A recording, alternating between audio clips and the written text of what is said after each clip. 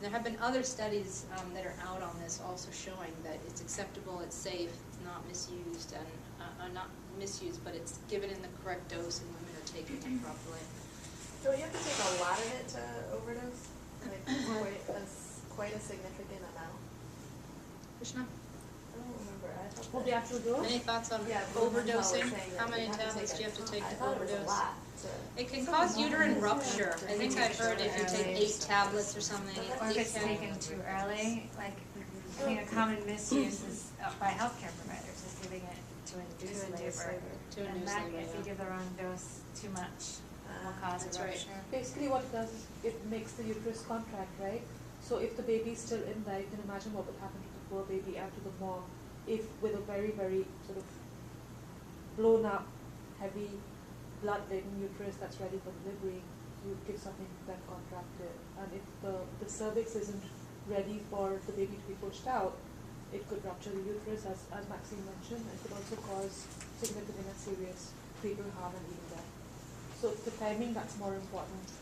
The amount that you have to take is, yeah, it's got a fairly High high amount safety that you margin. could. Yeah.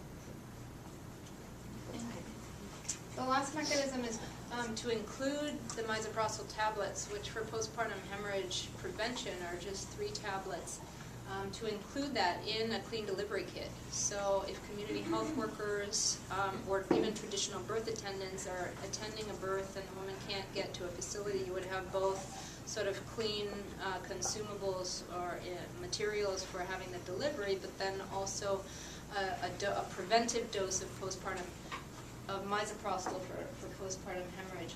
The concern around putting it in a clean delivery kit is that there's no training around it, so there's an increased concern if women are just going and getting themselves a clean delivery kit and somebody untrained is helping them deliver, that they might take the misoprostol during delivery, as you know, with all the associated risks. So from a public health and operational standpoint, it's a significant concern that, you know, we want to do no harm first. And if you're putting a drug out there and women are not getting properly counseled about when to take it, you could actually have a lot of misuse and a lot of harm. So we have as part of the Uganda pilot, there is one wing of the social marketing of this in clean delivery kits, but it's with training of TBAs. So the clean delivery kits, first you train the TBAs in when to administer it, and then you control the supply of the clean delivery kits with misoprostol to these trained TBAs.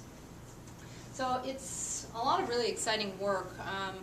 This is all very new, sort of very cutting edge. There's actually not consensus across the technical community about whether misoprostol should go to the community level or not. And when I was in the conference last week in Ethiopia, you know, it was sort of a free-for-all. There was WHO there saying, no, you know, there's not enough evidence, we don't have randomized controlled trials, and we are not recommending that misoprostol go out to the community level. And basically everybody else in the audience is like throwing tomatoes at the guy and saying, we need to have, you know, misoprostol in the community, women are dying, and oxytocin doesn't have any potency, and this is our solution. So there's a lot of momentum now among stakeholders, basically everybody else other than WHO, to make the misoprostol, get it out there. We've got so many women dying from this, and we need some practical intervention, and this is cheap, easy, effective, and the risks associated with misuse, we need to manage those, but the risk is less than how many women are going to die if you don't have this drug out there, so the reasons are pretty compelling.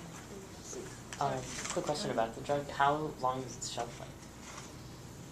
I don't know. Good question. A couple How of long is years. shelf life? Shelf life, misoprostol? The last one that I saw was 3 years. Okay. I have to go back and check. But there are huge quality concerns around misoprostol. In fact, we've been receiving some anecdotal concerns from our country platforms that are distributing Misotac.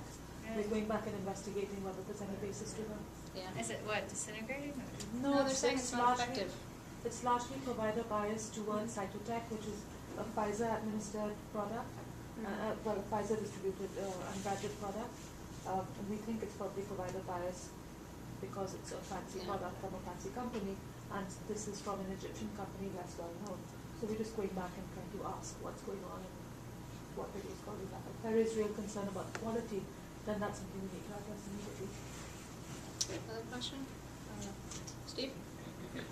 From your meeting last week, were you satisfied that there were an adequate number of studies coming forward, the results of which would be potentially persuasive to WHO?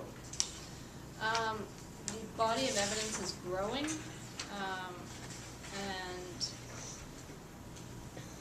I think eventually WHO will come around. There are plenty of research studies going on now, and there is enough evidence that enough people in the technical field are saying that there's enough evidence that we can move forward with this on large scale. But it's not conclusive evidence yet, and it's not WHO recommended yet, because from my understanding, WHO tends to be more conservative unless the evidence is completely rock solid. They're not going to endorse it yet. But Are there scientific bodies that have endorsed it? yeah, I think FIGO has endorsed it, and Most country or Midwives Association, I think, yeah. most OB-GYN societies have endorsed it. It's really interesting in the sort of the politics of reproductive health, where they are somewhat behind and they're reluctant to take a more sort of forward-leaning stance on this, largely because of the abortion indication. That is one of the barriers. Hmm.